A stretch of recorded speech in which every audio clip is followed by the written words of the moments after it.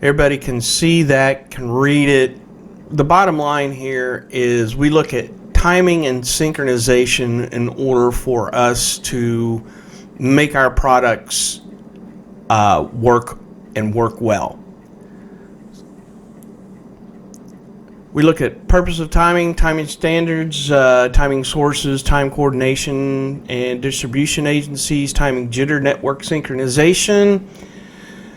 So the first thing we look at is what the heck is the purpose of timing? Well, the bottom line is all of our stuff, like we're streaming right now, has to be synced up and is on time. So without timing, we wouldn't be able to do this.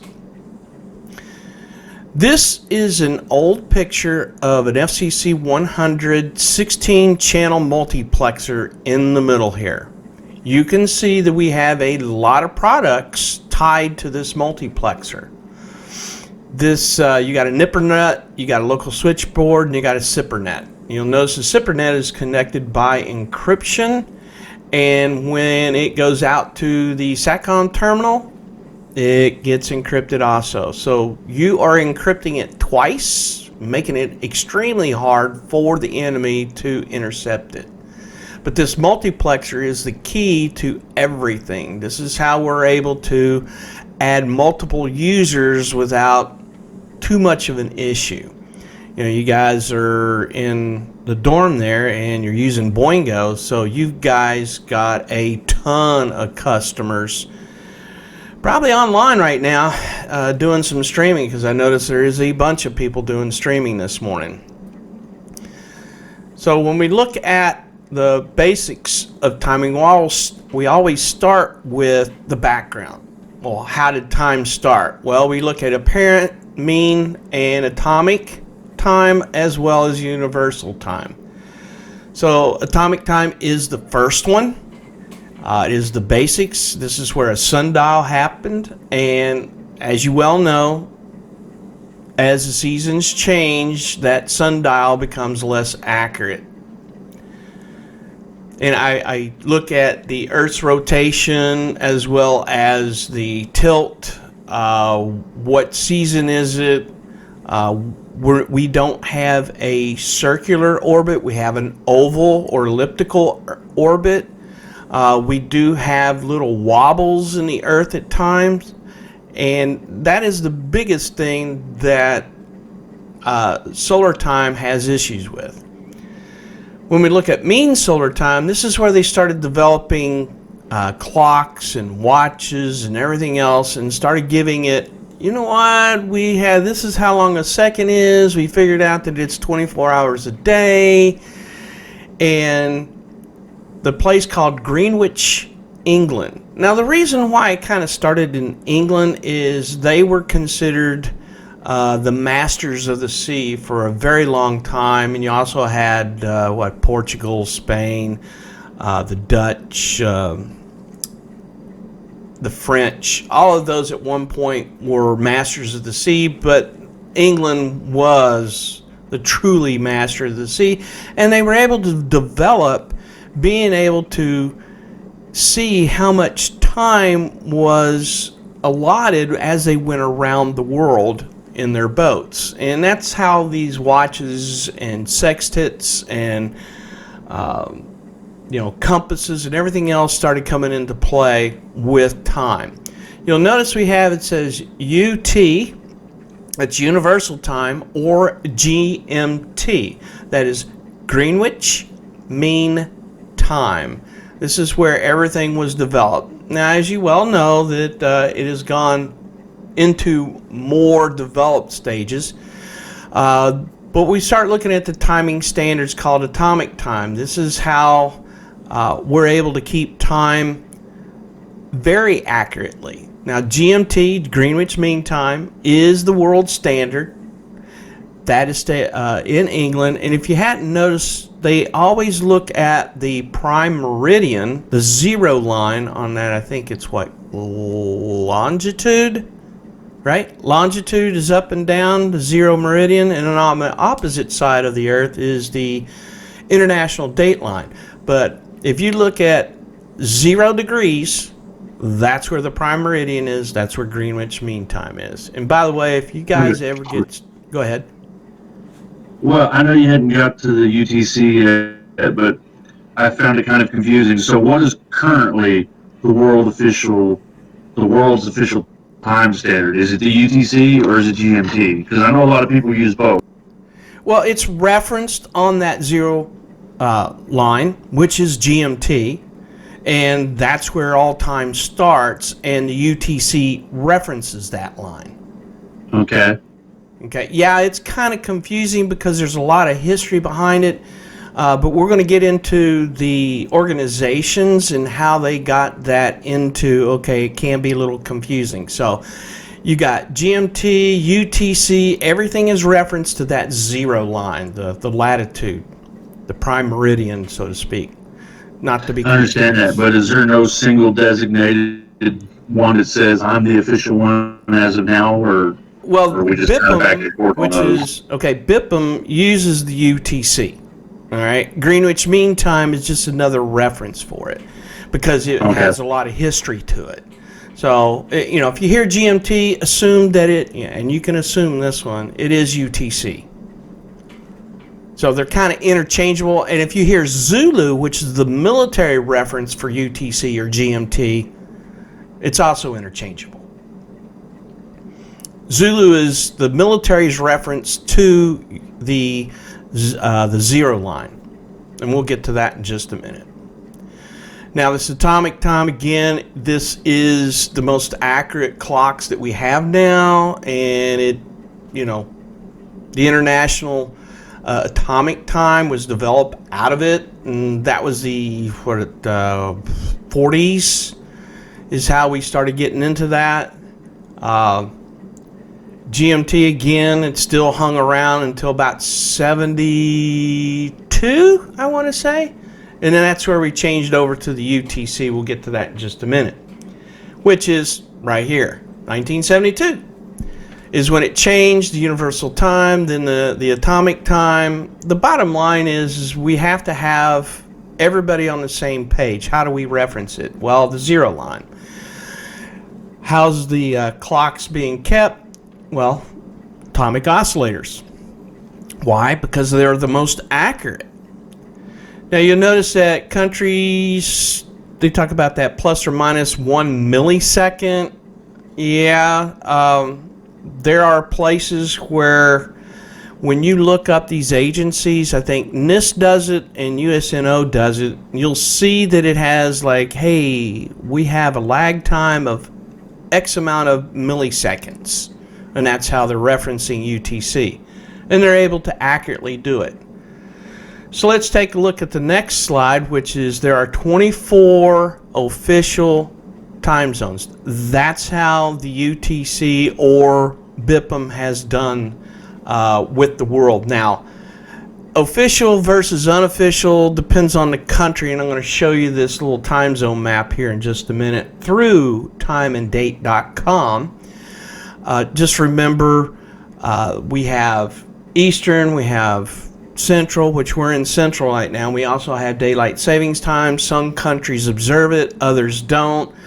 Even in the United States, they don't have certain states or counties or municipals that do not observe the daylight savings time. Just depends on where you're at. Now, always remember, Zulu is referencing that time zone, the zero meridian. So I'm going to show you the date and time. Hopefully I've got this up correctly. Can everybody see that? Yes, sir. Okay. You'll notice that right through here, this time zone, that's UTC. They're referencing that prime meridian. Look where it goes through. It goes through France, Spain, England, parts of Africa. That's where everything happens. And then, of course, you have the international date line back in through here. I can't get to it, but you can see where that little hash mark is. But I wanted to point to you about the official and unofficial. Down at the bottom is all the official time zones. Okay, UTC, this is where everything is referenced. And then when you get over here in the Eastern Standard Time, you could subtract 5 hours from it. So at UTC at 12 o'clock midday, you subtract 5 hours from that. What do you get? Geez, I can't even subtract. That's bad. 7 o'clock? 7 a.m. Yeah, 7 a.m. in the morning. But I want to point to some really strange countries here. Here's India. This is based off a half hour. Look at Australia. This is based off of the half hour. Look at China. They cover almost 5 different time zones, but yet they have one. So you can see that there are differences in the way the countries run them. So again, there's only 24 official time zones through the UTC, but the countries can do whatever they want to when it comes to their own time zone. So let's get back to... Is there a reason why these countries do that there? You have to ask them. I don't know the legitimacy. I mean, you look at Australia, they cover 3 time zones, but the middle of the country involves a half hour. Why? I don't know. That's one of those you have to ask the countries, you know. It's just like our states. I think New Mexico doesn't observe daylight savings time, so they stay on the regular time. In fact, right now, as it stands, a lot of people are against the daylight savings time. They just said, hey, just keep regular time. This is how we do it, you know, worldwide. We can't be, you know, flip-flopping, you know, twice a year. So there's some controversy to that. Again, that's one of those, all you need to know is about the Zulu, the GMT, the UTC. All right, so timing sources versus timing standards. Here is the standard. Where's the source coming from? Well, the bottom line is we like to deal with atomic time because it's the most accurate, but that's not always true. For example, right now, as I'm speaking, I'm looking at my computer and it says 10:15 a.m. All right, so if you looked at your watch and said, what? I got 10:14. What just happened is my computer became a primary standard, yours is a secondary. That's how that works. So if you used your watch to do break time and the instructor went with that, that would be a primary source and everybody else's would be a secondary source, whether it's a watch or a cell phone or whatever. But we always try to get our primary standard reference to the most accurate clock available. There are 2 different types of oscillators, atomic and quartz. The first one, quartz, is where we started giving, you know, cutting the quartz to a particular frequency. It is the least accurate.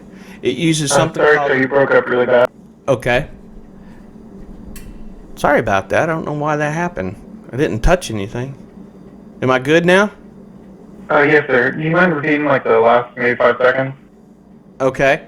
Like this one, we have 2 different types of oscillators, quartz and atomic. We look at quartz because it's the least accurate. If you take a look at the background, the history of it, it requires us cutting a quartz, or I've even heard of a mica chip, in getting the quartz to vibrate at a certain frequency. That's called the piezoelectric effect. Now, 2 limiting factors that are a problem is temperature and aging. Aging can't be prevented, but it can be limited. Temperature is the one that you can control. Then we deal with atomic oscillators. There's 2 types, rubidium and cesium. They're definitely more accurate than the quartz.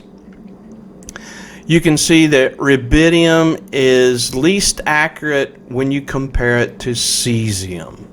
You don't need to worry about how many clocks and all that kind of stuff, but you can see the difference in drift between the 2. You can see that cesium is more accurate than rubidium. I've dealt with the rubidium oscillators on some of the 206 pallets, and they're quite accurate. Most of your GPS satellites in the earlier stages had rubidium oscillators, and now they have cesium oscillators in the newest ones that have been shot up. So it just goes to show you we are making progress in our atomic oscillators. We have timing and distribution agencies. The bottom line for the main one is determining how many seconds, or what they call events, are in a day. In this case, it's 86,400. The idea behind it is as you go around the world, it's going to be more delayed, and as you saw through the time zones. There are three different types of distribution agencies that we look at. One is Bipin, which is in France, and you're going to see when I pull up the website, it says International Bureau of Weights and Measurements. That's how we say Bipin, but it doesn't match the acronym. You got USNO, which is the DoD part, and then you got NIST, which is the civilian side of the house. Let's take a look at these. First, you got Bipin. This is where it holds everything. If you needed to figure out how long a mile was because your measuring stick got broken, you send it to them and they fix it. If you want to know how much a kilogram weighs and you think yours is not accurate, you got to send it to them to get the accuracy correct. So you start to see where they are the holder of all the weights and measurements, to include our time for the world. Now I'm going to bring this up on the handy dandy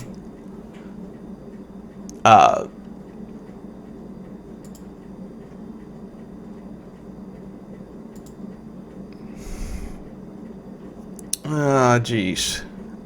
Up in this corner it says Bureau International des Poids et Measures. I guess that's how you say Bureau of International Weights and Measures.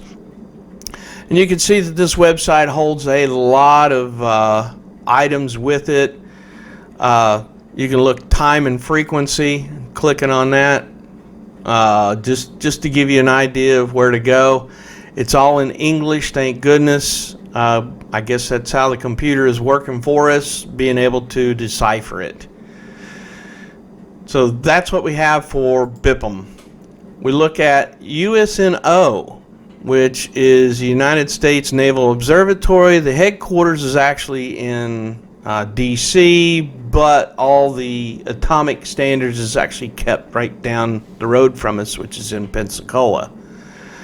So if we look at the phone number down here, if you dial this up, in fact, let me go ahead and pull this up on my phone and see if you can hear it.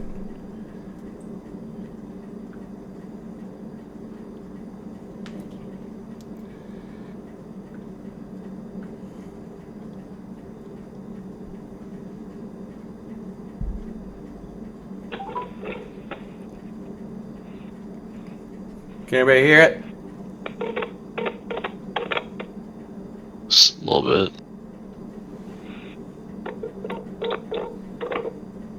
That's weird.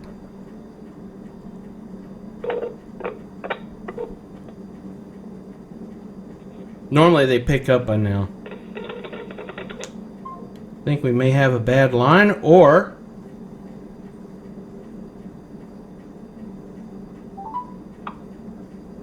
hear the clicks? U.S. Naval Observatory Master Clock at the tone Eastern Daylight Time, 11 hours, 22 minutes, 15 seconds. Universal Time, 15 hours, 22 minutes, 20 seconds. U.S. Naval Observatory Master Clock at the tone Eastern Daylight Time, 11 hours, 22 minutes, 30 seconds. Universal. So you can see that by dialing that number, you can get a time hack. Let's look at the online version.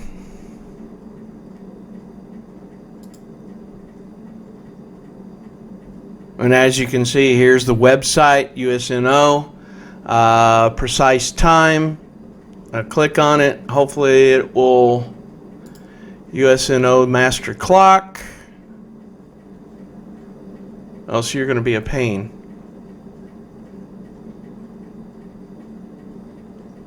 Three years later.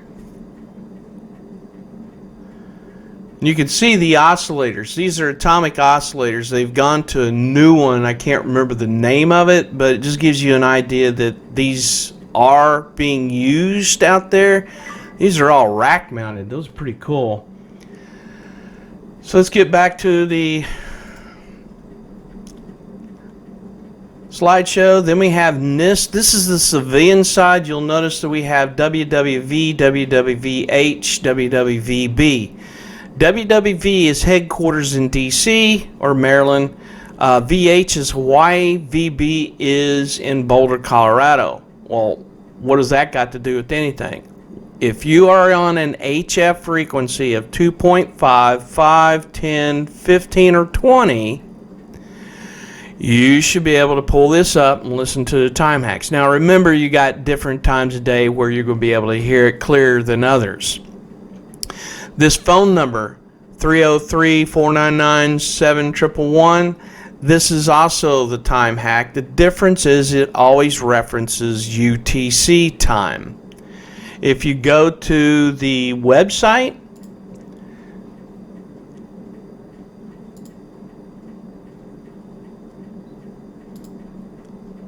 there it is. And I will tell you right now, this has a lot of history to it right here about NIST and when they started all the way through. Now, do you need to know that? No, but it's just kind of pretty doggone neat just to listen in on some of the conversations that they have. They do have other resources for you, but that you're just going to have to explore it. So let's get back to the slideshow here. You got timing jitter. There's two different types. There's short term and long term. What the heck is it? It means that as I am sending data down the lines, there is a possibility that there might be a glitch in that time. And what happens is it's just like when you go to watch a YouTube video and you'll start to see that little spin before the video starts loading. That is an example of jitter. We have short term. This is caused by signal fading. In other words, as it goes down the pipe and it doesn't get amplified, it is possible that it gets weak during that time frame. What we end up using is something called elastic store. Now this is where your YouTube videos come into play. You'll notice that the video will not play until there is some of the video that has been stored, and that's at elastic store. Then it will start playing. The whole idea behind that is to get your audio and video synced up where you can actually see the information. Now granted that there are some people when they load a video, their audio and video do not sync up, so please understand the difference between a jitter versus somebody having poor quality.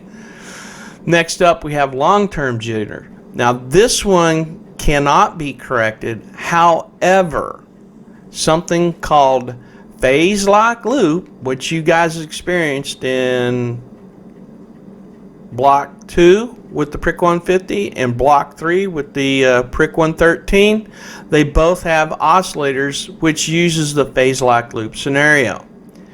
This is how they're able to sync everything back up to keep it on time, in this case on frequency. That's what they're doing. Now the whole idea here is, you'll notice it says synchronize the line clock with the local clock. Let me try to explain that to you. Line clock is you have sent the data down. Now do you think for a moment that, let's just say you're halfway across the country, that your signal is going to arrive at the same time that you send it? the chances are extremely low. It's going to take time to send it down the line.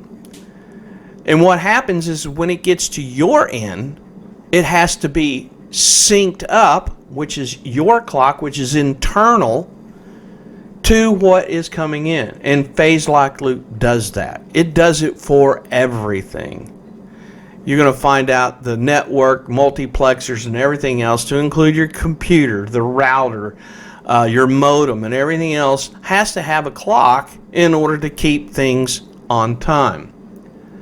So we look at network synchronization. There are 4. You got plesiochronous. I always call that the dinosaur. You got mutual, master clock, and master slave. Let's look at each one of them. This one produces its own clock at each of the nodes. Here's where that elastic store comes into play. Next up, you got mutual.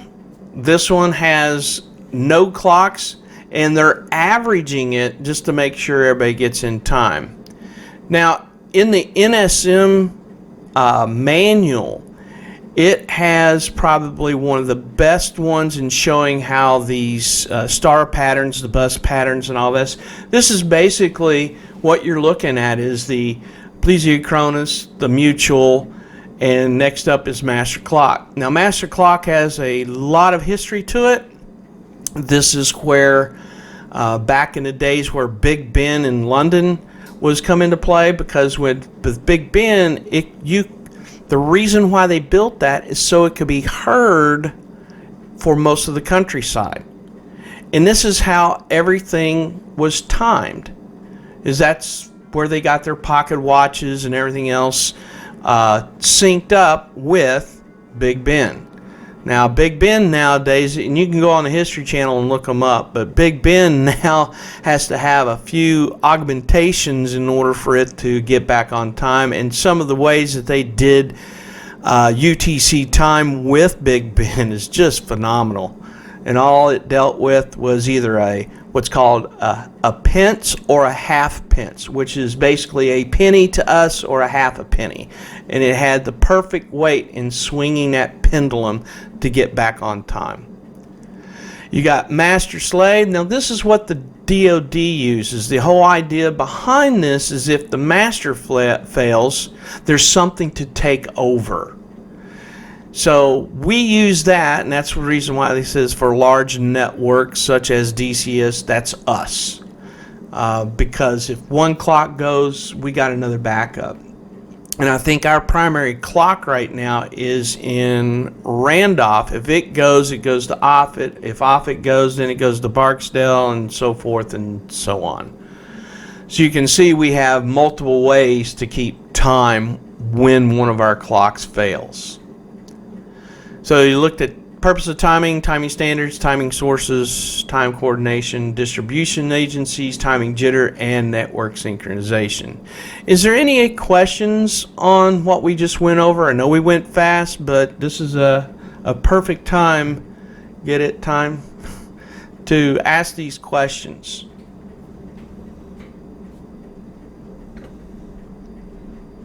Coffee. I appreciated that pun, sir.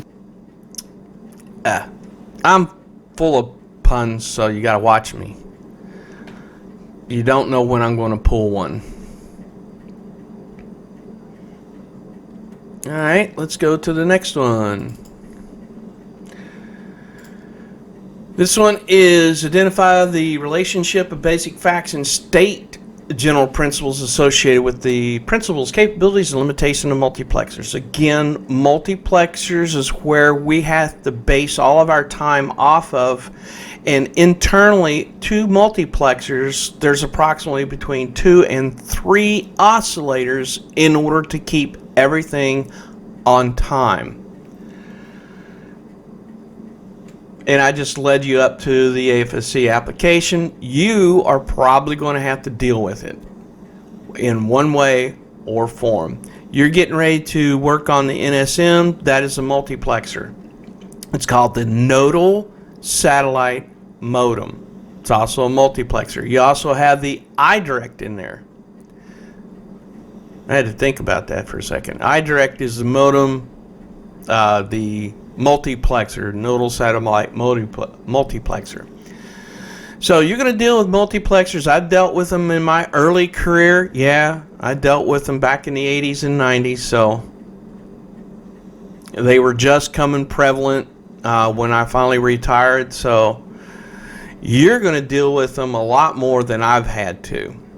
We're going to look at general multiplexing terms, input data relationships, types of multiplexing, modes of TDM, demultiplexing, signaling formats is where we're going to stop after demultiplexing and before we get into signaling formats. We have analog to digital conversion, and that is a fun one. So let's take a look at the terms. Analog and digital. The easiest way to remember these is if you remember one, it's the opposite for the other. I like to go with analog. We look at 3 words that I like to use: infinite, unlimited, and indiscrete. If you look up definitions, you'll see digital has the word discrete. Indiscrete means the same as analog. So if you understand analog and get those 3 words down, then you know what digital is. It's always the opposite. Next up is bit. You should have learned this back in block 6. Hopefully, what is it, Sergeant Hoffler and Sergeant Maynard helped you out, right? Feedback? Yes, sir. Okay. Sergeant McCormick. Okay, McCormick, good. Like them all. So, you know what a bit is? Do I need to go over that? Difference between a bit and a byte? Yes, sir. Okay. No. So we have multiplexing. This is where we're using 2 or more channels, and that's when you are combining them and making one signal. That's the whole object behind multiplexers. You also have an outgoing signal, which is the composite, and you also have an incoming signal, which is also a composite. The idea between a multiplexer is you've got more than 2 channels. Most of the multiplexers nowadays are anywhere between 10 to 30 to 50 input out. I say channels, not input outputs. Well, there are IOs that go to the users. Users can be 1 or they can be many. So you got to figure out what the whole idea behind. The standard that they're looking at now for hierarchy is 24 channels. Well, that's what they're going with. So multiplexing is 2 or more of those to get a composite signal out. It can be anything on the inputs to get that composite signal out. You can do analog or digital. Most of them are fed into certain cards and they convert them all into digital. And your multiplexer is always the signaling format called NRZ, non-return to zero. I'm getting ahead of myself, but hey. This is what it looks like. You got several different users, 1, 2, 3. You can see how everything is put together. We're looking at terms again. We're looking at sampling. Sampling is one of those where it takes a waveform and says, okay, this is 1 second between here and here. In that 1 second, it's going to sample everything and it's going to do it what's called sequentially. It doesn't make any sense to check the first millisecond and go to the 10th millisecond to get another sample. So you're going to see this when we get to PCM and why we keep that standard in the sequential, and it normally deals with analog and digital circuits with that. We look at framing. Framing tells us where we need to put everything when it gets to the distant end. We develop it at the start to send it to the distant end. And as you can see with this particular multiplexer, you got one with the diagonal bars, and you can see this on number 1, the frame 1. You got a solid bar, That's still in frame 1. And then you got the horizontal bars. There you go. That's the first frame. In other words, it's going 1, 2, 3, 4 all the way to ever how many channels that you have, and that is your one frame. You have something called non-informational bits. Now, non-informational bits, if they didn't tell you in block 6, is called overhead. You have your original intelligence, i.e. the 8-bit word, but you also have non-informational bits that's got to go with it, depending on if you're async, sync, or isochronous. We'll get to that in just a few. They're described as frame bit, see what we just went through, a start bit, which is telling us when that 8-bit word is starting, and then there's a stop bit when the 8-bit word is going to stop, and then there's stuffing bits just in case we got to go into and give that 8-bit word 8 bits. Sometimes we have different situations where the word isn't complete and we have to ad-lib. We have something called bandwidth. This is either speed or frequency. As you can see, 56K doesn't do very well down here. I think mine is like 25 and 5 meg, even though it's slow as crap. But I would love to see mine into the 1 gigahertz one of these days. Fiber's coming, just don't know when. But also you have the range of frequencies. For example, the tropospheric scatter support, or tropospheric satellite support radio, the Jerk 239, which is what you guys are going to play with later on in the course, or actually this block, has a frequency range of 14.4 to 15.25 gigahertz. That's a range of frequency. So bandwidth versus frequencies. So you can relate the digital signal as frequency because it is going up and down and doing like a sine wave. The difference is it's all squared off. Let's look at async. Async is what you're using right now and a ton of other people online, so if anything gets delayed, that's because you're going to have to wait for time. The problem with async, it takes up a lot of bandwidth. However, if you're not using it, you get to have more bandwidth. So the whole idea here is what's going to happen. And I give you a little scenario about Boingo. You guys are online right now. You're listening to me. You're going, oh my goodness, I wish I was playing a game, not listening to this. But if everybody got on and started playing a game, that's a lot of bandwidth. And pretty soon your ping rates are going to go through the sky, or you're going to get delayed or kicked off the game. That's because async has exceeded the bandwidth. That's because all these stop and start bits, the framing bits, all that overhead takes up a lot of space. But if you guys got up at, let's say, 2 o'clock in the morning, or you're up really late playing that game, all of a sudden your game is behaving just really good.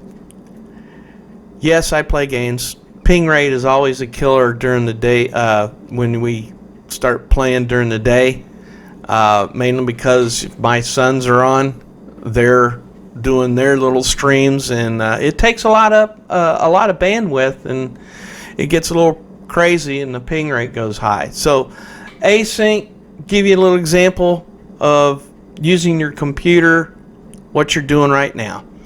You got synchronous. That's a little bit more where you only need to give so much of the bandwidth available to each of the users. That's because you've been able to plan things out. The users already know what kind of bandwidth they're going to get. So it's fixed. Nice thing about it is when you pick up that, let's say, phone or computer, you're able to get online and not have an issue. However, if you're not online, you're going to waste it.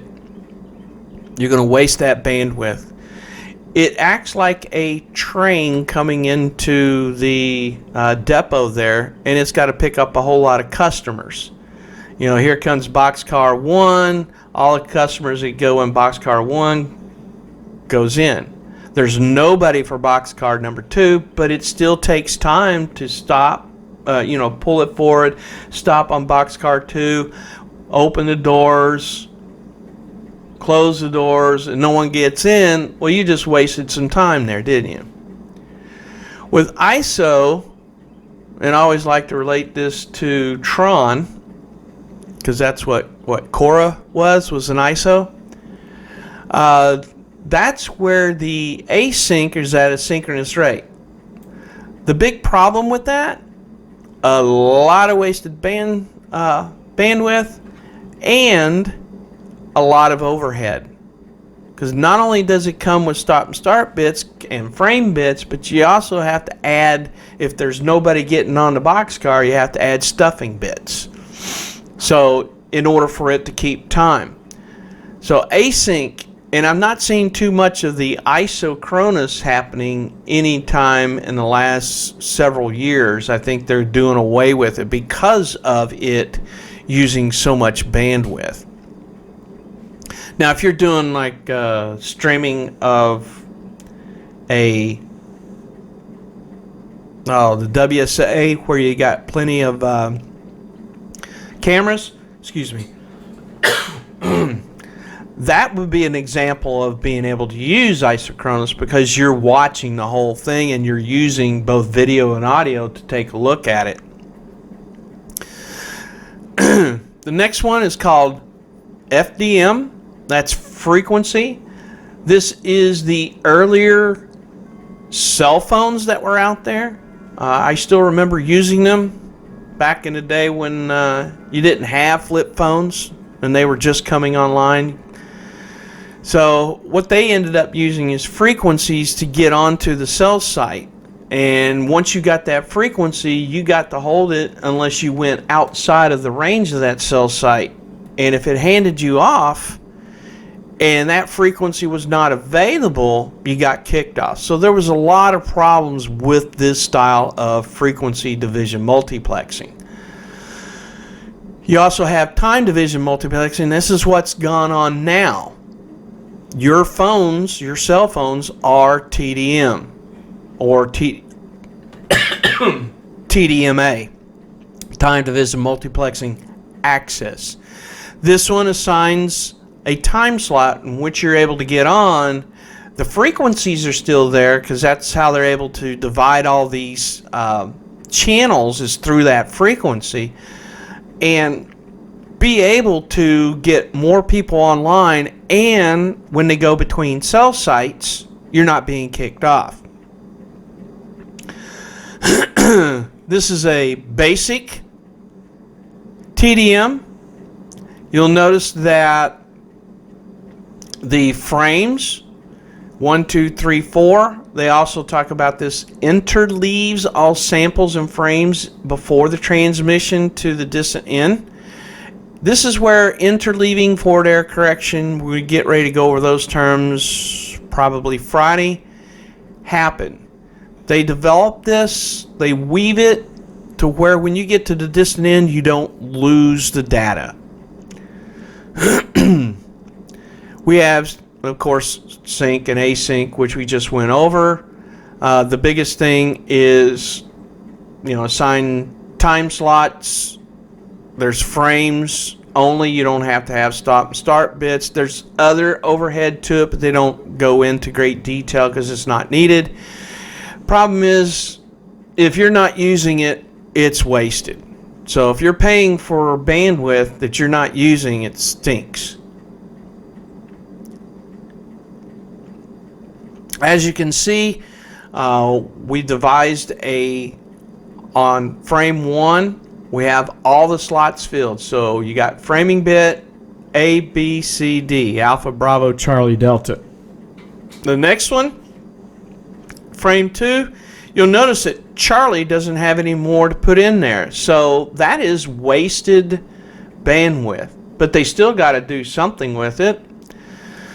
Then you have frame 3, which is alpha and delta. Again, there's 2 slots that do not have use for it. Again, wasted. And then the last frame where alpha is in it only.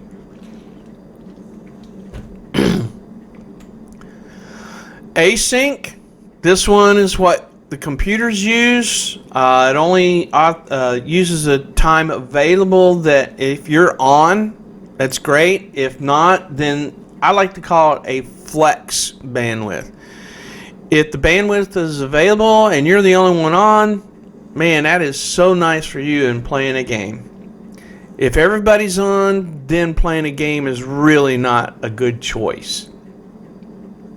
You can see async, that we're using the same setup or examples. You can see frame 1, all of it is full. Frame 2, not all of it's full, but we're not having to waste that that timing, and we can actually jam frame 3 into time frame 2. So as you can see, it speeds up for your time to be able to get online and do whatever you need to do. The problem with async, as you can see, you got a frame bit, you got a start bit. That's for frame or for alpha channel, and you got a stop bit. So right away, there's some wasted space in there. But again, it really comes into play when you start getting into when people are not using it. This one, which is the asynchronous, this is the problem that I see, is if you don't have anybody using that time, they got to stuff it because it has to be a certain time frame. And it gets worse if no one's using it, because all it's going to be is stuffing bits.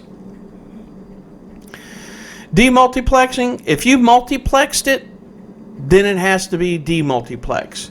So, heed my words on this one. If you have encryption on your multiplexing, you best have encryption on your demultiplexing, or you're not going to get the data. So that's the reason why, if it's multiplexing, you should have it on the distant end. You'll see that in the NSM, I think it's in purpose. You'll see it have a long list of things that it does in multiplexing, and then a small list of things it does in demultiplexing. The bottom line is, if it's doing it in multiplexing, it's also doing it in demultiplexing. So we're going to stop here at signaling formats, because this is where things get a little complicated and people just, their mindset goes a little askew on it. It can be kept simple, but it is, or it can be, very complex in how it's stated. So, as it stands right now, we're going to stop there. Is there any questions on the information that we just went over? Can you go back 2 frames, two slides? That one? Yeah, right here. Is that a good example of asynchronous? Asynchronous is just synchronous and asynchronous data transmitted. Right. You also have to add that little saying in there. It's synchronous or async, which is what your computer uses, the flexible bandwidth.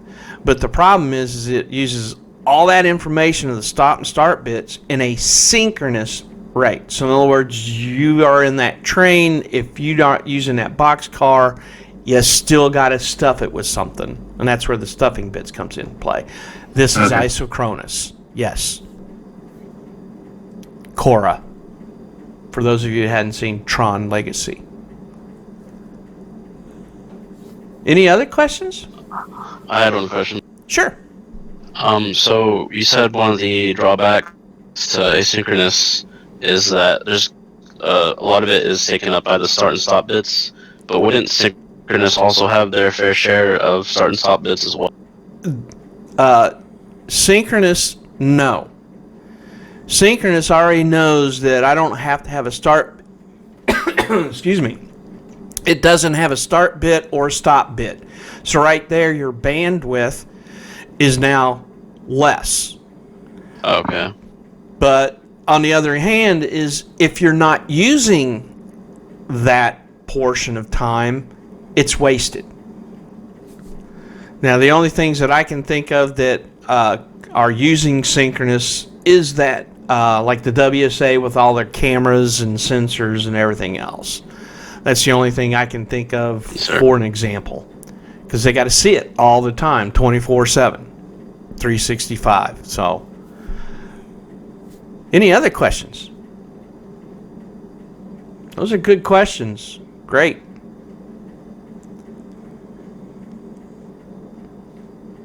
Anybody else? All right, so we're going to pick up on Friday at 9 o'clock. We're going to go until probably about 10 o'clock-ish. And then we're going to resume back around 1 o'clock, again, 1 to 2 on Friday. Same with Monday. Hopefully, you'll begin to understand all of this information when you start playing with the NSM and the TISR. So remember, I'm always on Discord if you need to get a hold of me for any questions that's related to Block 7. Please, give me a message. I'll get back with you. Most of the time, if I'm doing something else, it may take 20-30 minutes. I get knee deep in some videos, if not doing some additional work with the other instructors in doing their streams. So it just gives you an idea. Lastly, I record these and I put them on the YouTube channel, so if you want to reference these, like you missed something and you didn't quite understand it but you want to review it, it will probably be online either late tonight or tomorrow morning. And I'll send you the link in the chat. So, last chance for any questions.